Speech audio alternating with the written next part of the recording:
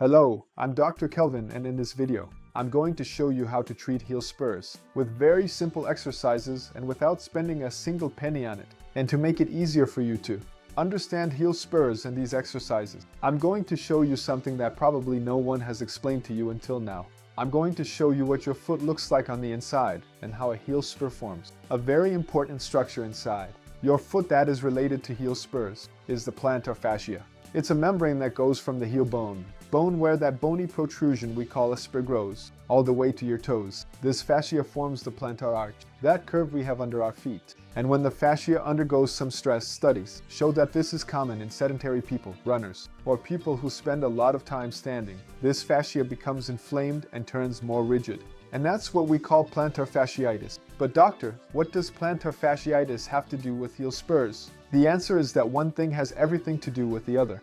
If you have a heel spur today, it's because you had plantar fasciitis before. And if you have plantar fasciitis now, it's possible that this plantar fasciitis could develop into a heel spur in the future. And I'm going to explain to you why that happens. The stiffness of the plantar fascia is the reason for that bone growth in the heel, which we call a heel spur. That's because the plantar fascia is attached right at the heel. And anyone who has plantar fasciitis or a heel spur knows how hard it is to step on the ground, especially after sitting for a long time, after lying down for a long time, after sleeping. That's because it feels like you're stepping on the tip of a knife. And now that you understand this whole problem, what your feet are like on the inside, how a calcaneal spur forms, I'm going to show you how to treat all of this with just 3 simple and easy exercises. You can do them at home and you won't spend a single cent on it. So go ahead and give it a like and subscribe to the channel. We're aiming to reach 100,000 subscribers with this channel that helps so many people with simple and healthy tips. Exercise number 1. We're going to do a stretch. You can do this stretch in the morning, right when you wake up, even before you set your feet on the floor for the first time that day. Remember I told you that a calcaneal spur hurts? Especially when we step on the floor for the first time, right after we wake up. This exercise will keep you from feeling that pain when you step on the floor. For this, pay attention here in the video. You're going to need a belt, a rope, or a towel, and keep it within reach near your bed, so you can use it every morning before getting out. You're going to hook it onto your foot and pull your leg up, bringing your heel toward the ceiling and your big toe toward the tip of your nose. Do at least 3 sets of 60 seconds for each leg. Exercise number 2.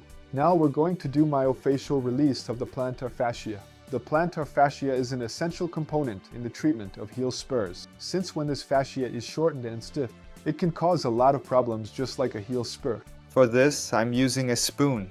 You can also use a spoon that's more rounded here, so it doesn't scrape your foot. I've also set aside some arnica here with me. It has analgesic and anti-inflammatory properties. So I take this arnica and start spreading it over my feet. Why do I spread it? Because besides its analgesic and anti-inflammatory properties, it will allow me to glide the spoon smoothly. So for that, I grab the spoon again, and I start doing this myofascial release. So I glide the spoon over the plantar fascia, releasing the plantar fascia. For those who aren't used to doing manual tasks, you can use both hands. That way you can apply more pressure. The calcaneal spur is right here in this area. The spur is right here. So you have to be careful when passing the spoon over the spur.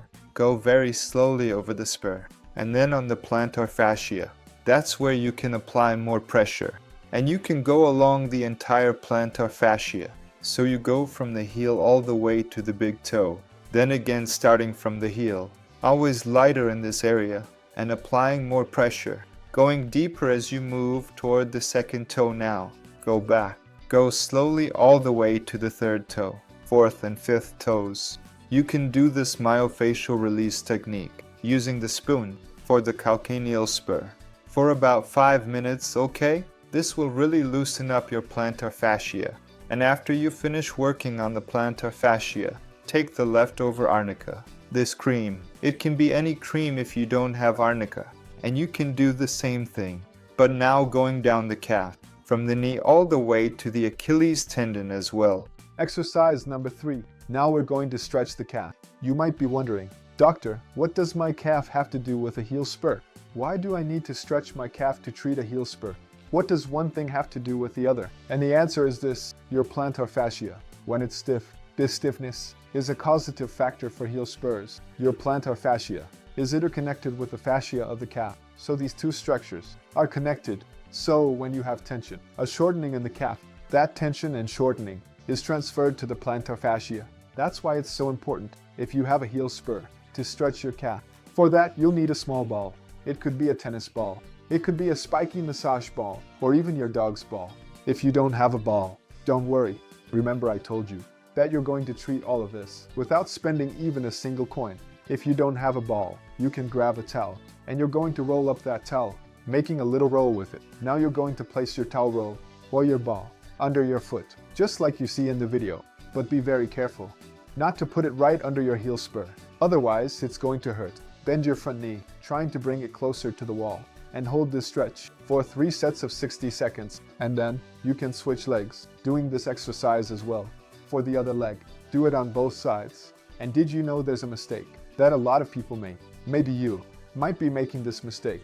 That gets in the way of treating heel spurs and only makes your pain worse. This mistake is using hot compresses. But doctor, why can't I use hot compresses? You can't use hot compresses because when we have a heel spur, we have inflammation. You have inflammation under your feet. And one of the inflammatory signs of inflammation, besides pain and other symptoms, is an increase in temperature. So, if you have inflammation, that area is going to be warmer because your immune system is working there.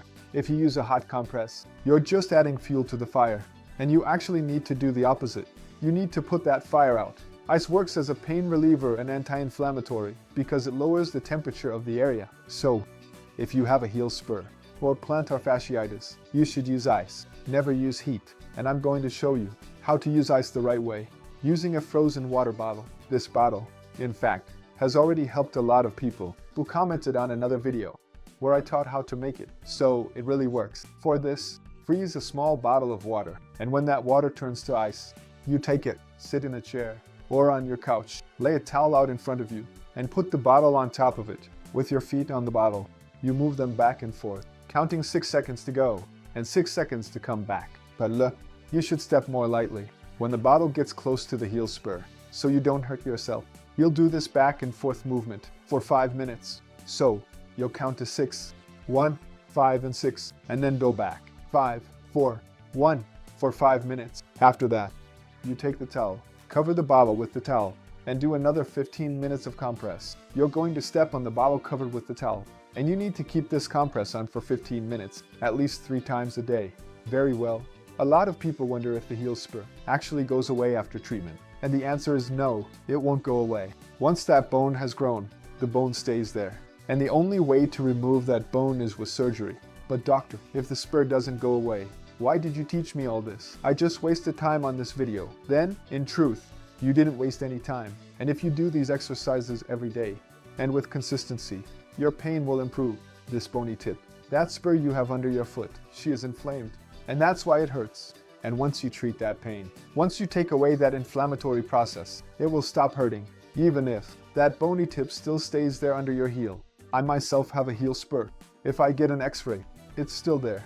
But obviously it doesn't hurt, because I treated it with the same tips that I taught you in this video. I hope these exercises helped you about the treatment of heel spurs. And if you want even more information about this, did you know that your footwear, it might actually be getting in the way of your treatment? Just like there are some types of shoes that are recommended that help with the treatment of heel spurs. Maybe you're getting the exercises right, but you're making mistakes with your shoes. That's why I made another video where I explain about the best shoes for treating plantar fasciitis and heel spurs. If you want to find out which shoes these are, just click here and I'll see you there.